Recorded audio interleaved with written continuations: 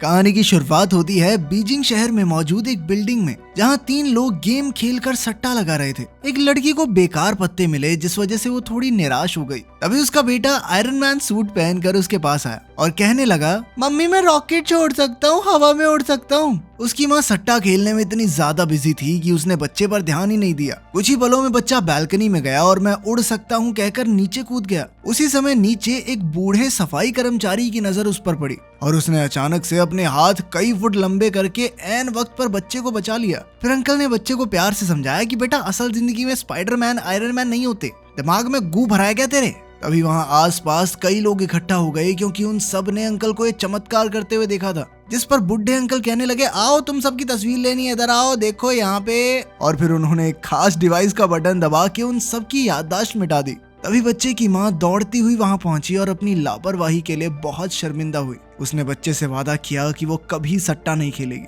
इसके बाद हम साइड वॉक कैफे नाम की एक जगह को देखते हैं, जो ग्राहकों से भरा हुआ था। इतने समय तक कबाब का इंतजार करने की वजह से सभी कुक पर चिल्ला रहे थे। अब उस कुक से इतनी जोर जबरदस्ती बर्दाश्त नहीं हुई और उसने चुपके से काम जल्दी करने के लिए अपना हाथ ग्रिलर के नीचे रखकर अपनी हथेली पर ही आग जला दी, जिससे कबाब जल्दी जल्दी पकने लगे। इस आदमी का नाम था फायरमैन। फिर हम एक नाइट क्लब देखते हैं, जहां बढ़िया पार्टी चल रही थी। एक लड़की पोल पर डांस दिखाकर सबको लुभा रही थी, तो एक ठरकी आदमी अपनी जीभ बाहर निकाल के लड़की के पास जा पहुंचा। वो जानबूझकर चिपक कर नाचने की कोशिश कर रहा था, तो लड़की ने चुपके से पोल को हाथ लगाया, जिससे पोल में बिजली दौड़ने लगी और उस आदमी को बिजली का जबरदस्त झटका लगा। तो जाहिर सी बात है, इस लड़की का नाम है इलेक्ट्रिक गर्ल। इसके बाद हम सुपर हीरोज की टीम के एक और मेंबर को देखते हैं, जो एक आम से सिक्योरिटी गार्ड के भेस में था। एक लड़की की गाड़ी गड्ढे में फंस गई, तो उसने इधर उधर देखकर अपना हाथ गाड़ी पर रखा और अचानक वो लोहे में बदल गया। फिर उसने बड़ी आसानी से गाड़ी को पीछे से उठाकर गड्ढे से बाहर निकाल दिया। इस सुपर हीरो का नाम है आयरन आर्म। इसके बाद इन तीनों हीरोज को उनके लीडर फेरो का फोन आया। उसने कहा कि उसे खबर मिली है कि कुछ चोर आज म्यूजियम के पास चोरी करने वाले हैं। जल्द ही सुपर हीरोज की टीम वहां पहुंच गई और फिर चोर भी काली गाड़ी में अपने मिशन को अंजाम देने आ पहुंचे। उन्होंने सिक्योरिटी कैमरास को गोली से उड़ा दिया और फिर अपने हाई-फाई डिवाइसेस की मदद से सीवर का ढक्कन निकालने लगे। उन्होंने काफी देर तक कोशिश की और ढक्कन नहीं खुला, तो फिर आखिर में बम से उड़ा दिया। उन्हें देखते ही आयरन आर्म गुस्से में उन पर हमला करने वाला था, मगर फेरो ने उन्हें रुकने को कहा। वो चाहता था कि चोर पहले चोरी तो कर लें, ताकि उनके पास उन्हें गिरफ्तार करने की कोई ठोस वजह तो हो। लेकिन उसी समय अचानक एक और बंदा सुपरमैन की कॉस्ट्यूम पहन के गुलाटियां मारता हुआ वहां आ गया। उसका नाम था स्टिकी और फेरो ने हाल ही में उसे टीम में शामिल किया था, मगर उसने स्टिकी को आज के मिशन के लिए बुलाया ही नहीं था। लेकिन स्टिकी ने वहां आते ही चोरों पर हमला बोल दिया और अपने गोंद से भी ज्यादा चिपकू थूक से उन्हें रोकने लगा। तभी बाकी सुपर हीरोज ने भी बाहर आकर उसका साथ दिया और कुछ ही पलों में चोरों की सिट्टी पिट्टी गुम हो गई। तभी फेरो ने देखा कि एक चोर अब भी होश में था और उसने अपनी आंखों की शक्ति से उसे अपने वश में कर लिया, जिससे चोर को ऐसा लगने लगा कि फेरो उसका बाप है। चोर उसे देखते ही उसके पैरों में लेट गया और अपने जुर्म की माफी मांगने लगा। उसने बताया कि वो ये सीवर का ढक्कन इसलिए चुरा रहे थे ताकि एक बहुत अमीर बिजनेसमैन को बेच सकें। उस आदमी को टैंक्स की सुरक्षा के लिए मजबूत लोहे की जरूरत थी और चाइनीज सीवर के ढक्कन तो ऐसे होते हैं कि गोलियां भी आर पार नहीं होती उनके। खैर, ये सुनने के बाद फेरो ने अपने डिवाइस से सभी चोरों की याददाश्त मिटा दी। अब स्टिकी सोच रहा था कि उसकी बहादुरी के लिए फेरो उसकी तारीफ करेगा, लेकिन फेरो ने तो उसे डांटना शुरू कर दिया, क्योंकि वो बिना बताए इस प्लान में घुस गया था और उसकी वजह से सब कुछ चौपट हो सकता था। इसके बाद फेरो को कमिश्नर का फोन आया। कमिश्नर ने मिशन पूरा करने के लिए फेरो का धन्यवाद किया, क्योंकि आज उसकी वजह से सीवर का ढक्कन चुराने वाली गैंग का पर्दाफाश हो पाया है। आखिरकार मिशन पूरा होने के बाद फेरो ने अपने नए सुपर हीरो स्टिकी को अपने ऑफिस में बुलाकर बाकी सबसे मिलवाया। फेरो ने सबको बताया कि बचपन में फेविकोल पी गया था ये, जिसके बाद उसके शरीर में अजीबोगरीब रिएक्शन होने लगे और फिर बड़ा होकर उसका पसीना, थूक और पेशाब सब कुछ चिपकू हो गया। इसके बाद स्टिकी ने सबके सामने अपनी शक्तियों की नुमाइश की और उसे लग रहा था कि वो सबसे बेहतर है। लेकिन जैसे ही वो आयरन आर्म के सामने पहुंचा, तो आयरन आर्म ने उसे अपनी असली जगह दिखा दी। उसने स्टिकी का हाथ पकड़कर उसे एक ही पल में एक कोने से दूसरे में फेंक दिया।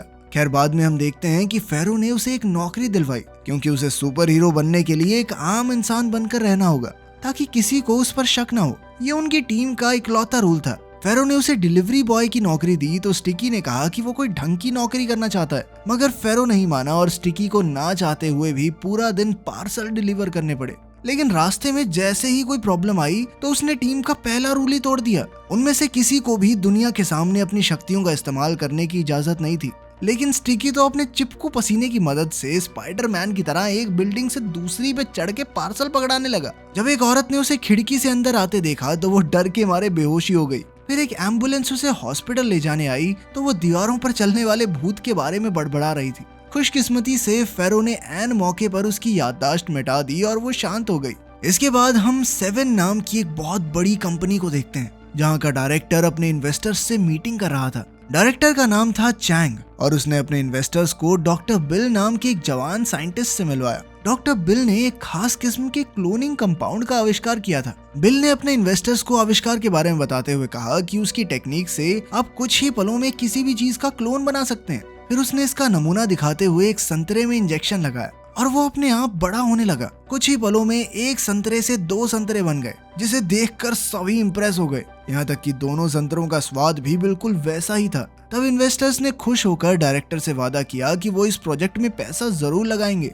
इस बात से चैंग बेहद खुश था और उसने बिल से कहा कि जल्द ही वो साइंस मैगजीन के कवर पर होगा। वहीं दूसरी ओर हम देखते हैं कि फेरो स्टिकी की क्लास लगा रहा था कि उसने सबके सामने अपनी शक्तियों का इस्तेमाल कैसे किया। और फिर स्टिकी कहने लगा कि डिलीवरी बॉय की नौकरी में सारा टाइम थोड़ी लगा दूंगा अपना, लोगों की जान भी तो बचानी है सर बाद में। वो एक सुपर हीरो है, उसे देश में हो रहे जुर्म को रोकना चाहिए। उसी समय एक प्यारी सी लड़की ने उसे पीछे से बुलाया। उसे लगा वो एक कुरियर वाला है, इसीलिए उसने स्टिकी को उसके घर जाकर सामान पैक करने में उसकी मदद करने को कहा। स्टिकी तो उसे देखते ही लट्टू हो गया और चुपचाप लड़की के पीछे उसके घर आ गया। लड़की ने उसे काम समझाया और फिर अपने फोन पर लाइव स्ट्रीमिंग करने लग गई। तब पता चला कि उस लड़की का नाम जाओ है, जो कि एक काफी मशहूर व्लॉगर है। खैर फिर स्टिकी बाथरूम में हल्का हो रहा था तो अचानक उसकी नजर एक कॉकरोच पर पड़ी और वो बुरी तरह डर गया। इसी वजह से उसका चिपकू पेशाब सारे फर्श पर बिखर गया और साथ ही उसके हाथों पर भी लग गया। इधर उसके पैर भी जमीन से चिपके हुए थे, तो उन्हें निकालने के चक्कर में जैसे ही वो नीचे गिरने लगा तो उसने वहाँ सूख रहे लड़की के अंडरगारमेंट्स पकड़ लिए। जब जाओ को बाथरूम से आवाजें आई तो वो वहाँ पहुंची। उसने देखा कि ये साला डिलीवरी वाला अपने हाथ में मेरी ब्रा चिपका के बैठा है। इससे जाओ को लगने लगा कि किस लुच्चे को घर पे ले आई मैं। स्टिकी ने उसे समझाने की कोशिश की पर अचानक जाओ का पैर मुड़ गया और वो नीचे गिरने वाली थी कि स्टिकी ने उसे अपनी बाहों में ले लिया, जिससे जाओ की शर्ट भी उसके हाथों से चिपक कर उतर गई। इधर उसकी लाइव स्ट्रीम पर उसका अंग प्रदर्शन हो गया, जिससे बेचारी जाओ को बहुत शर्मिंदा होना पड़ा। स्टिकी तुरंत वहाँ से भाग निकला और उसने जाकर बड़ी मुश्किल से अपने हाथों से जाओ के कपड़े छुड़ाए। वहीं दूसरी ओर 7 कंपनी की लैब में बिल अपने इंजेक्शन की मदद से एक चूहे का क्लोन बनाने की कोशिश कर रहा था, मगर इंजेक्शन लगते ही चूहे का शरीर फट गया और वो मारा गया। उसी समय चैंग वहां आ गया और उसने बिल को चूहों पर एक्सपेरिमेंट करते हुए पकड़ लिया। चैंग ने गुस्से में कहा कि जिंदा जीव जंतुओं पर क्लोनिंग एक्सपेरिमेंट करना गैर कानूनी है और अगर ये खबर बाहर आ गई तो वो बहुत बड़ी मुसीबत में फंस सकते हैं। अब बिल ने चैंग को समझाने की कोशिश की कि अगर उसने जिंदा जीव जंतुओं का क्लोन बना दिया तो वो दुनिया का सबसे महान साइंटिस्ट बन जाएगा। बिल का मानना था कि इस टेक्निक की मदद से वो आगे चलकर इंसानों के अंग जैसे कि किडनी, हार्ट, लिवर दोबारा से बना सकते हैं, जिससे पूरी दुनिया का बहुत भला होगा। अगर चैंग ने उसकी एक नहीं सुनी और ऐसे एक्सपेरिमेंट बंद करने को कहा। अब बेचारे बिल के पास कोई दूसरा चारा नहीं था, इसीलिए वो रुक गया। इसके बाद हम देखते हैं कि स्टिकी फेरो के पास गया और कहा कि उसके शरीर में कोई अजीबोगरीब बदलाव आ रहा है, क्योंकि आज से पहले वो अपने ही चिपकू पेशाब की वजह से किसी से चिपका नहीं था। तब फेरो ने उसे एक बिस्तर पर बांध दिया और फिर समझाया कि ये उसके स्ट्रेस की वजह से हुआ है। जब उसका एड्रेनलिन बहुत बढ़ जाता है तो वो अपनी शक्तियों पर काबू नहीं कर पाता। फेरो ने कहा कि बस मैं तुम्हारे शरीर पे छोटा सा कट लगाऊंगा और सब ठीक हो जाएगा। स्टिकी एक बार को मान भी जाता, पर फिर उसने देखा कि फेरो का इशारा उसके हथियार की तरफ था और वो डर के मारे चिल्लाने लगा, साले बुड्ढे कहाँ पे कट लगाएगा तू। खैर फेरो ने समझाया कि नहीं वैसा कुछ नहीं है बेटा, हाथ पे हथेली पे कट लगाऊंगा मैं। खैर सर्जरी के बाद स्टिकी के हाथ बिल्कुल पहले जैसे हो गए और अब उसने अपने लिए एक नया सुपर सूट बनाया और अपनी शक्तियों को काबू करना सीखा। इसके बाद वो फिर से डिलीवरी बॉय की नौकरी पर जाने लगा और फिर वो एक कुरियर लेकर जाओ के घर पहुंचा, लेकिन उसे देखते ही जाओ को फिर गुस्सा आ गया। तब स्टिकी ने जाओ को शांत करते हुए उसके अंडरगारमेंट्स लौटा दिए और कहा कि उसने इन्हें अच्छे से धो दिया है। लेकिन फिर जब जाओ ने बक्सा खोला तो उसमें एक नंगे आदमी का पुतला था, जिसे देखकर वो आग बबूला हो गई। वो स्टिकी को पीटने लग गई कि नहीं सुधरेगा तो लुच्चे, बताऊं तुझे। पर तभी उसका पड़ोसी बाहर आया और जाओ के हाथ से वो पुतला ले लिया। पता चला कि एड्रेस में गलती हो गई थी, क्योंकि असल में ये पार्सल पड़ोसी का था। ये सारी गड़बड़ सुलझाने के बाद स्टिकी ने जाओ से कहा कि पिछली बार भी तुमने मुझे गलत समझ लिया था। खैर अब जाओ भी समझ गई थी कि स्टिकी कोई बुरा इंसान नहीं है। तभी जाओ को फोन आया और वो स्टिकी को वहीं छोड़कर बाहर भाग निकली, जहां उसके पिता उसका इंतजार कर रहे थे। उसके पिता कोई और नहीं बल्कि 7 कंपनी के डायरेक्टर चैंग ही थे। ये देखकर स्टिकी काफी खुश हो गया कि पसंदीदा औरत सिर्फ खूबसूरत ही नहीं, अमीर भी है। वहीं दूसरी ओर बिल अब भी चूहों पर एक्सपेरिमेंट्स कर रहा था। उसने अपने साथ काम करने वालों को भी अपनी तरफ कर लिया था, जिसके बाद उन्होंने बिल के एक्सपेरिमेंट्स को राज रखने का वादा किया। आखिरकार काफी एक्सपेरिमेंट्स के बाद वो चूहों का क्लोन बनाने में कामयाब हो गया। फिर अगली सुबह फेरो ने सुपर हीरोज की टीम को नए मिशन के बारे में बताया, लेकिन बाकी सुपर हीरोज स्टिकी के आने से बिल्कुल भी खुश नहीं थे, क्योंकि वो अक्सर गलती करके सब कुछ चौपट कर देता था। मगर फेरो ने उन्हें विश्वास दिलाया कि स्टिकी मिशन पर जाने के लिए अब तैयार है। इसके बाद जब मिशन शुरू हुआ तो हम देखते हैं कि स्टिकी बाकी सुपर हीरोज से कहीं आगे था। उसने सभी गुंडों की छुट्टी कर दी और सिर्फ एक आखिरी विलन बाकी था। स्टिकी उस पर झपटने ही वाला था कि अचानक उसने देखा कि जाओ वहां चलती हुई आ रही थी। वो अपनी स्ट्रीम पर थी और अचानक एक गुंडे ने उस पर हमला कर दिया। तब स्टिकी सब कुछ छोड़कर उसे बचाने दौड़ा। उसने बड़ी आसानी से गुंडे को चिपकू लिक्विड से वहीं रोक दिया, मगर अंत में गुंडे ने जाओ को बिल्डिंग से नीचे धक्का दे दिया। लेकिन स्टिकी ने ऐन वक्त पर उसके पीछे कूदकर उसे अपनी बाहों में ले लिया और उसकी जान बचाई। ये सब देखकर जाओ तो बेहद इम्प्रेस हो गई और उसने इस सुपर हीरो का नाम पूछा। लेकिन उसी समय फेरो ने उसकी याददाश्त मिटा दी, जिससे जाओ को लगा कि यहाँ किसी 3rd क्लास फिल्म की शूटिंग चल रही है, जिसे अनोखी फिल्म्स वाले थोड़े टाइम में लोगों को दिखाएंगे। जब वो घर लौटी तो उसकी दोस्त ने उसे फोन करके पूछा कि उसके साथ क्या हो रहा है। तब ये खुलासा होता है कि जो कुछ भी वहाँ हुआ वो सब जाओ की लाइव स्ट्रीम पर रिकॉर्ड हो गया था, और जब टीवी पर उसने ये फुटेज देखी तो उसे सब कुछ याद आ गया। इस नए सुपर हीरो की खबर सारी दुनिया में आग की तरह फैल गई और स्टिकी रातों रात मशहूर हो गया। सारे सेलिब्रिटीज उसी के बारे में बातें कर रहे थे और अब तो उसकी तारीफ में गाने तक बन रहे थे। ये सब देखकर फेरो बहुत गुस्से में था, लेकिन तभी कमिश्नर ने उसे फोन करके कहा कि अब जो हो गया हो गया। अब उन्हें स्टिकी को ही एक सेलिब्रिटी सुपर हीरो बनाए रखना होगा, ताकि सबका ध्यान उस पर रहे और बाकी सुपर हीरोज अपना काम आसानी से कर सकें। अब फेरो स्टिकी को लेकर सेंट्रल टेलीविजन के प्रोड्यूसर से मिलने गया और स्टिकी ने सबको अपनी काबिलियत का नमूना दिखाकर ये साबित कर दिया कि वो ही वीडियो वाला सुपर हीरो है। देखते ही देखते स्टिकी सेलिब्रिटी बन गया और सभी न्यूज वाले उसका इंटरव्यू लेकर तरह तरह के सवाल पूछने लगे। इसके बाद उसने कई एड्स भी किए और किसी ने तो उसे सिंगिंग शो का जज भी बना दिया। इसी दौरान वो कई सारी प्रेस कॉन्फ्रेंसेस भी कर रहा था, ताकि बाकी सुपर हीरोज का राज राज ही रहे।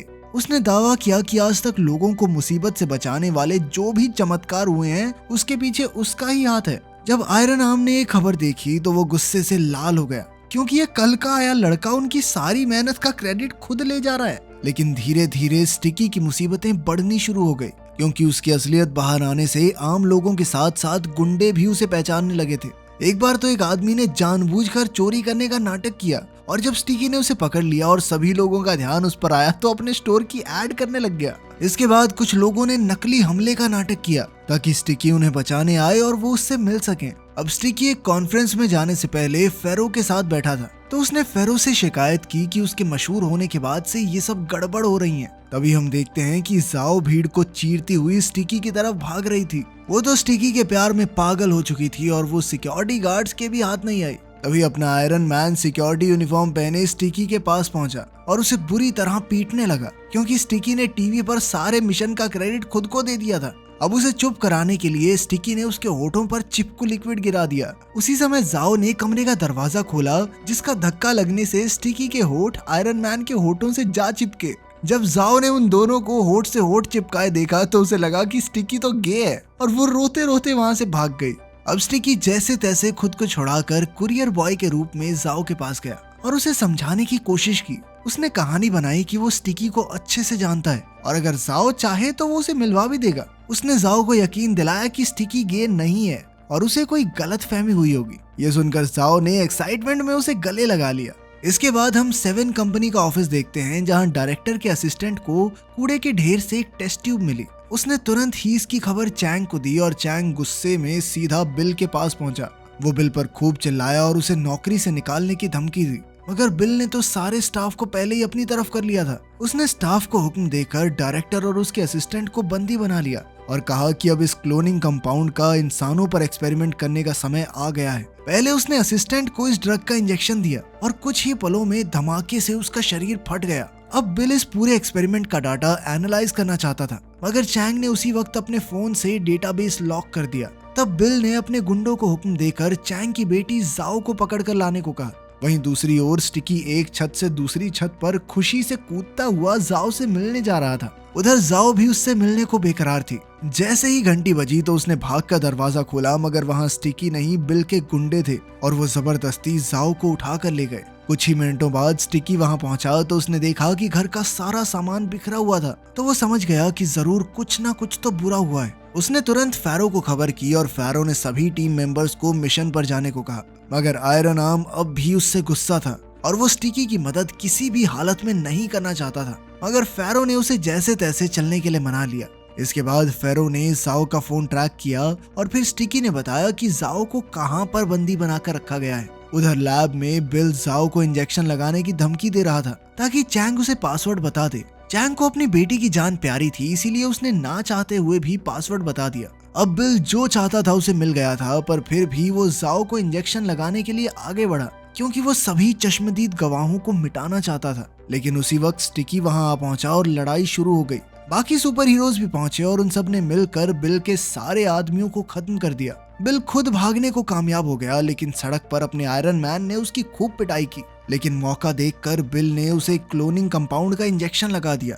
लेकिन सुपर हीरोज पर इसका बहुत ही अलग असर होता था। अब ना सिक्योरिटी गार्ड अब तो पूरी तरह से आयरन मैन बन गया था। उसका गुस्सा बहुत ज्यादा बढ़ गया और उसने एक ही मुक्के में बिल का सर उड़ा दिया। वो अब हर तरफ हल्क की तरह ताबड़तोड़ तबाही मचा रहा था। बाकी सारे सुपर हीरोज ने वहां पहुंचकर उसे रोकने की बहुत कोशिश की, मगर वो बहुत ज्यादा ताकतवर हो गया था। इसके बाद अपने पागल आयरन मैन ने स्टिकी पर हमला किया, लेकिन जाओ उसे बचाने के लिए पीछे से AK-47 की गोलियां बरसाने लगी। अब अपने विलन का ध्यान जाओ की तरफ मुड़ गया, लेकिन स्टिकी ने जाओ को बचाते हुए विलन को फुटपाथ पर चिपका दिया। इसी दौरान जाओ ने स्टिकी का असली चेहरा देख लिया। उसने स्टिकी से पूछा कि तुमने अपनी सच्चाई मुझे क्यों नहीं बताई। स्टिकी कहने लगा कि देखो मैं हैंडसम तो हूँ, लेकिन काम दाम कुछ खास नहीं करता, वही डिलीवरी वाला काम है अपना।